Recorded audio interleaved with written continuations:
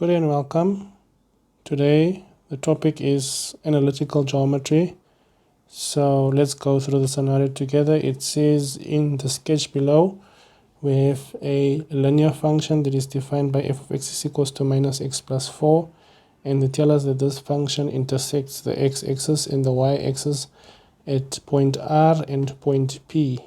So the function f is this one, and it intersects point P and point R, which is actually the y and the x intercepts. So they go on further to say that point Q is equidistant to point R with respect to the origin, and they give us the angle PQR to be 45 degrees.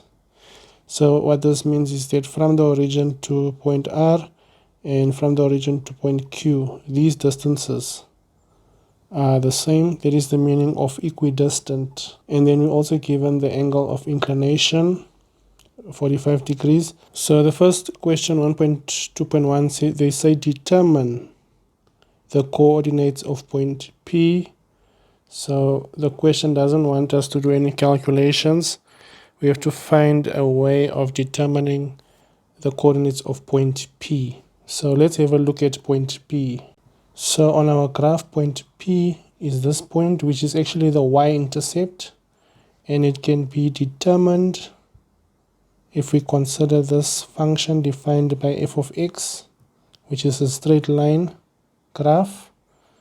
So if we write down the graph f of x is equals to minus x plus 4, we can actually relate this to the general form y is equals to mx plus c, where c is the y-intercept.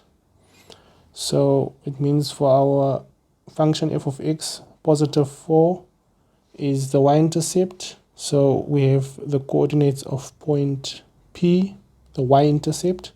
This is 0 and 4. So in the next question they say calculate the coordinates of point R.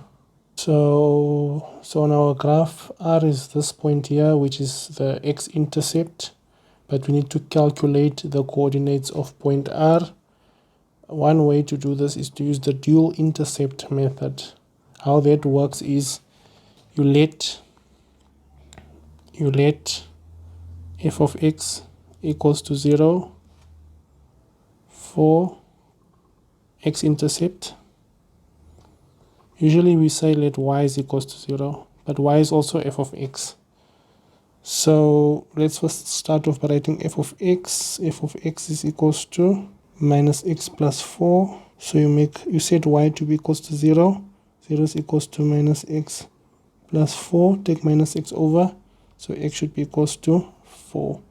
So it means the coordinates of R, the x-intercept, is 4 and 0.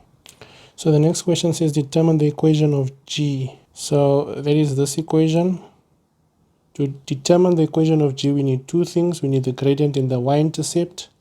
Already we have the y-intercept because the functions f and g both intersect at point P. They both share the same y-intercept. So already we can define g of x as follows. G of x is equals to mx plus 4. And now we need to find m, the gradient, but you will recall we have the angle of inclination. So we can use the angle of inclination gradient formula. We can relate the angle of inclination, which is always measured with respect to the x-axis, to the graph. We can relate this angle of inclination to the gradient of g. That is tan angle of inclination, which in this case is PQR, is equals to the gradient of the line segment defined by PQ. So tan of angle of inclination is 45 degrees, is equals to MPQ, and tan of 45 is 1. This is equals to MPQ. So in the place of m now, we can substitute the value of 1 here. So it means that g of x can be defined as g of x is equals to x plus 4. Let's actually label this on the graph. So g of x, x plus 4, and f of x here is equals to minus x plus 4. So moving along, they say calculate the magnitude of alpha. So alpha here on our sketch is the angle of inclination for the function defined by f, the graph of f. So to find the size of alpha, we can use the angle of inclination formula. So tangent of the angle of inclination is equals to the gradient defined by the line PR. So then we can say tan alpha is equals to, we can get the gradient from our function here. The gradient is -1 is equals to -1, so we can substitute that.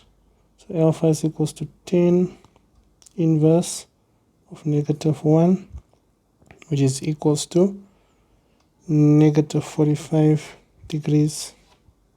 But this now becomes a reference angle, because if we look at our sketch, you can see alpha is an obtuse angle. So we know that tangent repeats itself every 180 degrees. So it means the actual size of alpha is equals to -45 degrees plus 180 degrees, which is equals to 135 degrees. So we can just note that down. The size of angle alpha here is 135 degrees. So moving along, the second part says calculate the magnitude of angle theta. So angle theta is this angle here. So we can actually relate angle theta. We can relate angle theta here. We can relate 45 degrees, and we can relate the exterior angle. If you consider PQR to be a triangle, you can relate those three angles, because we know the exterior angle of a triangle, is equals to the sum of interior opposite angles. So this can be written as angle alpha is equals to theta plus 45 degrees. We have the exterior angle to be 135 degrees is equals to theta plus 45 degrees. So therefore theta should be equals to 135 degrees minus 45 degrees, which is equals to 90 degrees. Thank you guys so much for watching. See you in the next one.